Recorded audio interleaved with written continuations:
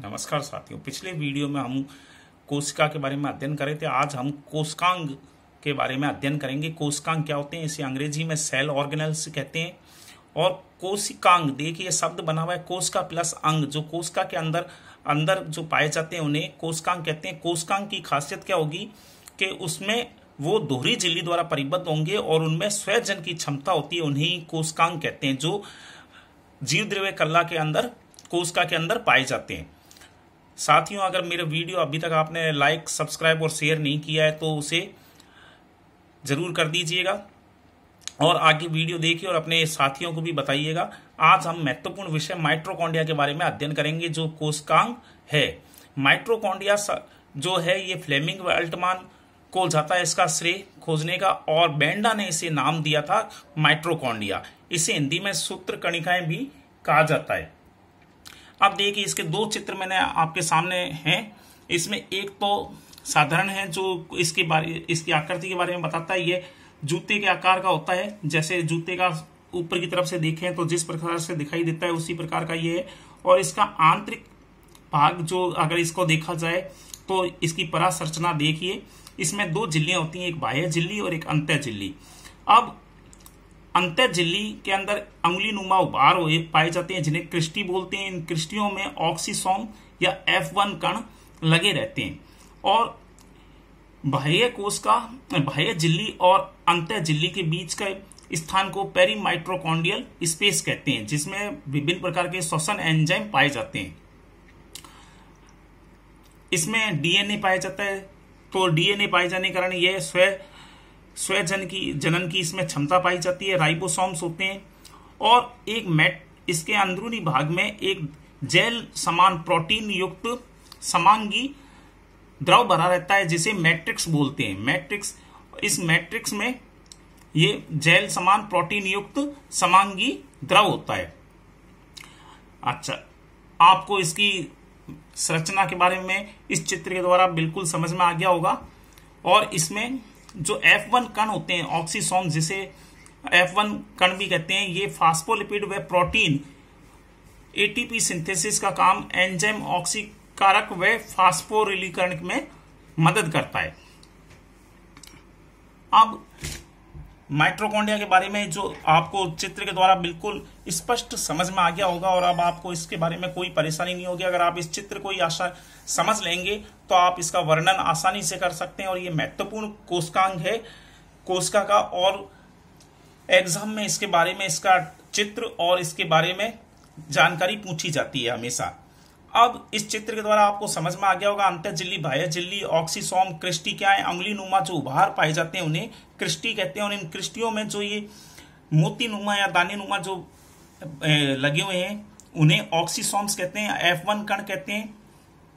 इसके तीन भाग होते हैं ऑक्सीसोम्स के। अगर इसको लार्ज करके देखा जाएगा तो इसमें तीन भाग होते हैं, आधार, वृंत और सिर। तो इसके द्वारा इसमें F1 कण होते हैं जो फॉस्फोलिपिड व प्रोटीन के द्वारा एटीपी सिंथेसिस का कार्य करते हैं। एंजाइम ऑक्सीकारक व फास्फोरिलीकरण में F1 ये काम आता है, ऑक्सीसोम। अब इसके महत्वपूर्ण कार्य क्या क्या है, इसे एक ध्यान रखिएगा कि क्वेश्चन आता है कि कोशिका का शक्ति ग्रह किसे कहा जाता है। तो शक्ति ग्रह माइटोकॉन्ड्रिया को ही कहा जाता है, विद्युत ग्रह, शक्ति ग्रह या पावर हाउस। क्यों कहा जाता है? क्योंकि ये एटीपी में इसमें ऊर्जा संचित रहती है। एटीपी एडीपी में कन्वर्ट हो जाता है, जिससे एटीपी की फुल फॉर्म होती है एडिनोसिन ट्राइफॉस्फेट। यानी इसमें ट्राइफॉस्फेट 3 फॉस्फेट के होते हैं और ऊर्जा संचित रहती है। और जब इसका ये टूटता है तो एडीपी में यानी एडिनोसिन डाइफॉस्फेट, और एक एटीपी अणु के टूटने पर 7.3 किलो कैलोरी ऊर्जा प्राप्त होती है। इसलिए इसे शक्ति ग्रह या पावर हाउस भी कहते हैं। दूसरा है क्रेब्स चक्र, ग्लाइकोलाइसिस की क्रिया, ये आगे अध्ययन करेंगे, उसमें विस्तार पूर्वक बताया जाएगा क्रेब्स चक्र। ग्लाइकोलाइसिस में ग्लूकोज का एक अणु 2 पायरुवेरिक अणु यानी 3 कार्बन के अणु में ग्लूकोज होता है 6 कार्बन अणु का, और पायरुवेरिक अणु होता है 3 कार्बन का। तो एक ग्लूकोज अणु 2 पायरुवेरिक अणु में टूट जाता है और ये क्रिया होती है मैट्रिक्स में चक्रीय पथ द्वारा। और इसमें विभिन्न श्वसन एंजाइम की होते हैं जो कि ये क्रिया क्या कराती है, क्रेब्स चक्र। तो इसमें भी ऊर्जा का होता है, क्योंकि ग्लूकोज का एक अणु 2 पायरुवेरिक अणु में टूट जाता है। तीसरा है ऑक्सीकारी फास्फोरिलीकरण। ये क्रिया होती है ऑक्सीसोम्स या F1 में। इसमें NADPH2, NADH2, FADH2 जो होते हैं ऑक्सीलीकरण वाले, उसके द्वारा ये होता है।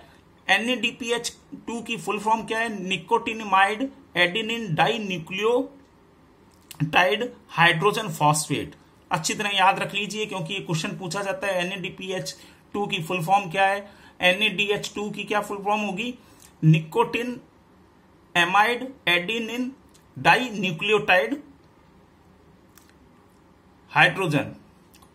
और FADH2 की फुल फॉर्म क्या होगी? Flavin adenine die nucleotide. ये हमेशा फुल फॉर्म याद रखिएगा, ये आगे आपके बहुत ज्यादा काम आएगी। चौथा इसका कार्य है स्वयं प्रतिकृति, मतलब स्वयं जनन की क्षमता पाई जाती है, क्योंकि इसमें DNA होता है। इस कारण ये अपने समान माइटोकॉन्ड्रिया उत्पन्न कर सकता है, लेकिन ये कोशिका के अंदर रहकर ही ये क्रिया कर सकता है। तो स्वयं प्रतिकृति या स्वयं जनन की क्षमता इसमें माइटोकॉन्ड्रिया में पाई जाती है। पांचवा कार्य है प्रकाशीय श्वसन। प्रकाशीय श्वसन में भी माइटोकॉन्ड्रिया एक महत्वपूर्ण भूमिका निभाता है और यह कोशिका का एक महत्वपूर्ण अंग है।